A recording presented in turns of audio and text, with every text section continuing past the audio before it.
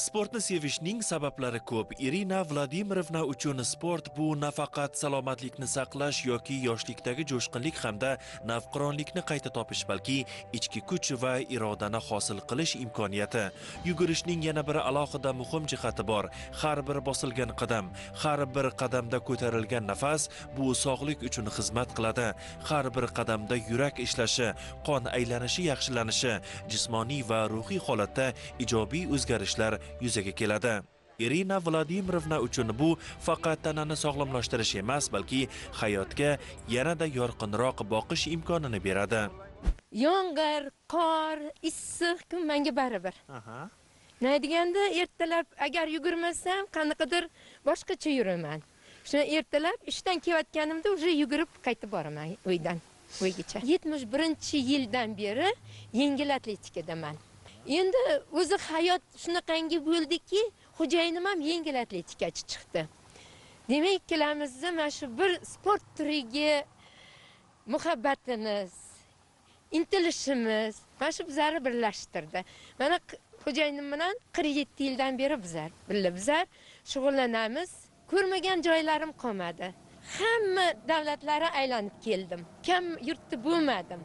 Hozir ham mana shu yoshimda bo'lsam ham Chimkent marafoniga qatnashaman. 3 yildan beri o'zimning yoshimda Chimkent marafonining g'olibiman. Eng uzoq yugurgan masofam bu 10 kilometr. Молодец. Men o'zim 100 metrga va 200 metrga tayinlanardim.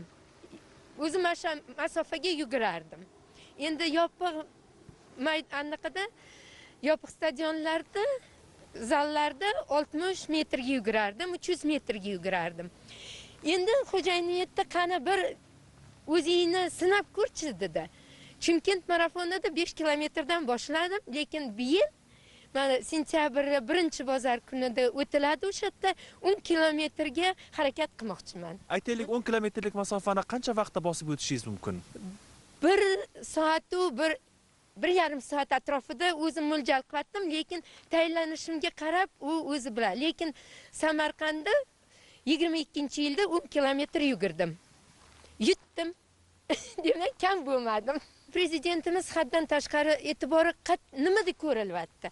Mana qaranglar, o'sha bolalar plashatkasini har bir, mana ayniqsa shaharda Oybeyda o'g'lim turadi, kichkina o'g'lim, o'sha yerda har bir domni yonida plashatkalar bor. Shunaqangi havas qilasiz, nariyog'i yo'q.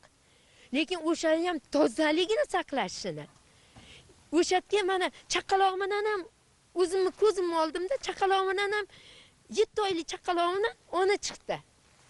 Xo'jayinim bilan birga adasi osiltiribdi bolani. Rosa havas qildim. Demak, mana shu yoshlikdan, 5 yildan o'rgatib borilgandan keyin bu yuzaga chiqadi. Mana shu prezidentimiz ham qilayotgan, sportga berayotgan ahamiyatni, mablag'lari bir kunmas bir kun yuzaga chiqadi. Bu qolib ketmaydi chetda. Odamga baribir bu sog'liq kerak. Hozir bitta boring, dori-darmonlaringiz necha millionga aylanadi. Mana hali mana shu yoshgacha to'lib, men umuman ukol olmaganman. Bironta dori ichmaganman. Shu, mana yurishim shu. Irina Vladimirovna 68 yoshda, lekin uning yoshi faqat raqamda. Uning harakatchanligi, intiluvchanligi va hayotga bo'lgan muhabbati haqiqiy yoshini ko'rsatmaydi. Ko'zlaridagi yorqinlik va yuragidagi ishtiyoq unga har doim navqiron va yoshlik ko'rinishini ta'minlaydi. U shunday ayolki, har bosilgan qadami bilan yoshlik va hayotga muhabbatni targ'ib qiladi. Irina Vladimirovna har bir insonga, ayniqsa yoshlarga harakat qilish, orzularga intilish va hayotga yorqin qarashni o'rgatadi. Hozir har bir mahallada mana bu detskiy bolalar uchun plashatkalar qurilyapti.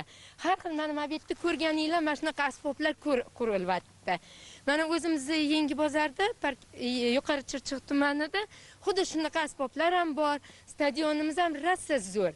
Mana o'zim 4,5da o'sha Og'zochardan keyin yugurib kelaman, keyin yog'i davom ettiraveraman. Bir xillar yetadi, senga nima zaril? Tashla sportda. Men tasha olmadim. talab qilyapti organizm. Ko'pchilik bolalari ko'rsam, darrov birinchi o'chirtda men yurayotgan oyoqlariga ahamiyat berib kelaman. Oyog'ing to'g'rilagin deyman qizlar, ayniqsa qizlarga. Lekin mana shuncha o'quvchilarim bor, ko'pchilik mana orqamdan jismoniy tarbiyaga o'qishga kirdi, mana bitiryapti, kelyapti. O'rnimizga o'shalar yosh o'qituvchi bo'lib qolyapti. Mana o'zimiz oila ikkita o'g'lim Gubkinada jismoniy tarbiya o'qituvchi bo'lib ishlaydi. Bittasi shaharda Lider maktabida jismoniy tarbiya o'qituvchi ishlaydi. Nevaram ham 3-kurs jismoniy tarbiyaga kirdi-da. Demak, mana bizlar bularga miyasiga o'sha sindirdingmi? Musobaqa. Mana shular ham xuddi bizlar orqamizdan ketyapti, nevaralar ham. Chempionlar haddan tashqari ko'p. Hammasi hisoblasangiz-chi, barmoqlaringiz ham qo'lingizda, oyog'ingizda ham yetmaydi. Ayniqsa Xudoga shukr, ming qattiq shukr deb turibman. Izzat hurmatim yurtda juda katta. Respublikada yurtda juda katta. Meni boyligim o'quvchilarim. Qo'limdan chiqqan o'quvchilarim. Qahramonimiz Shuhrat medali va O'zbekiston sport faxriysi ko'krak nishoni sohibasi. U har doim yurtga xizmat qilish va uning bayrog'ini baland ko'tarishga intiladi. Sport bilan shug'ullanish va yugurish orqali o'tgan yillar uning ham jismoniy, ham ruhiy sog'lom bo'lishini ta'minlab kelmoqda. Ammo eng muhimi Irina vatanga bo'lgan muhabbatini har kuni rag'batlantirishga intiladi. Irina uchun sport bu faqat jismoniy tarbiya emas, balki vatanparvarlikning zamini bo'lib xizmat qiladi. Men yurtimni juda yaxshi ko'raman. Haddan tashqari. Mana shu hamma sovg'alarimni, medallarimni men birinchi ochirtda yugurayotganda, startga turganimda, "O Xudo, o'zing menga madad ber, birinchi o'rin oling. Yurt men bilan gerdaysin, men yurt bilan gerday, farzandlarim gerdaysin" deb birinchi o'ringa mana shuni olaman men. Barcha g'alabalarim hammasi mana shu anaqa. Ne deganda, agar o'sha yoshligimda menga xalq, yurtim yordam bermaganda men shu darajaga yetib kela olmasdim. Ham o'zim qatnashaman, ham orqamdan o'sha odamlarga tushuntirib o'sha sportga jalb qilishga harakat qilaman. Hamma narsachi o'ziga bog'liq, odamning o'ziga bog'liq. Mana shunaqa aytasiz, mana agaratam bil, agaratam qildim. 20 suti o'rtancha o'g'lim bilan yer oldik, o'sha yerda agarat qildim. Mana qo'chqar boqvatdim. Uyda o'tirgan bilan oilamga bir tinchlik olib kelib bermaydi. Bolalarimni puliga ham qarolmayman, qo'liga ham qarolmayman. Nima deganda o'zlarini har bittasini o'zini oilasi bor. Oilasini tebratish kerak, bolalarini o'qitish kerak. Men ham ularga yordam berishim kerak. Qancha odam o'zini harakatini qilsa, shuncha boy bo'ladi. Kambag'allikkachi odam inson o'zini olib kelyapti shunga. Mana 2 million pensiya berdimi davlat menga? Xudoga shukr. Men bolalarimni qo'limga qaramayman. Xohlagan joyimga boraman. To'yga boraman, yig'inlarga boraman. O'sha o'zimni pulimni men ishlata olaman. Men so'ramayman-ku. Men kambag'al, Xudoga shukr. Bir-birda nonim bormi dasturxonda? Men kambag'al emasman. Men boyman, o'quvchilarim bilan boyman. Farzandlarim bilan, nevaralarim bilan mashu boyligim. Yuqori Chirchiq tumanidagi Guliston madaniyat markazida Irina opa singari mehnatdan baxt topgan tumanning har tomonlama rivojlanishiga o'z hissasini qo'shib kelayotgan ayollar jam bo'ldi. Bayramning esa yorqin lahzalaridan biri ayollarni anvoyi gullar bilan kutib olinishi bo'ldi. Ularning yuzlaridagi tabassum va baxt o'ziga xos bayram atmosferasini yaratdi. San'atkorlar tomonidan taqdim etilgan rang-barang dastur ayollarning haqiqiy qadr-qimmatini ko'rsatib, ularning hayotdagi o'rni va ahamiyatini ifodaladi. Shodlik va kulgu olib kelgan bu kunda shuningdek, mahalla fuqarolar yig'inlarida faoliyat ko'rsatuvchi faol ayollar mehnati ham e'tirof etildi. Bugungi kunda Yuqori Chirchiq tumanimizda ayollarning xizmatlari juda ham katta. Barcha jabhalarda, bu deylik tibbiyot yo'nalishida bo'lsin, ta'lim yo'nalishida bo'lsin, ishlab chiqarish yo'nalishlarida, barcha jabhalarda aynan xotin-qizlarga juda ham katta ishonch bildirildi. Prezidentimiz aytganlaridek, bitta ayolni o'qitsang, butun jamiyatni o'qitgan bo'lamiz degan tamoyillar asosida hozir aynan xotin-qizlarga yaratilgan sharoitlardan kelib chiqsak, ularga berilayotgan imtiyoz va imkoniyatlardan unumli va samarali foydalansa maqsadga muvofiq bo'ladi. Bu barcha davlat xizmatchisi ayollar bo'lsin yoki oddiy mahalladagi ayollar bo'lsin, barchasiga yuqori mas'uliyat ham sharaf yuklaydi. Hamma xursand, mana ko'ryapsiz.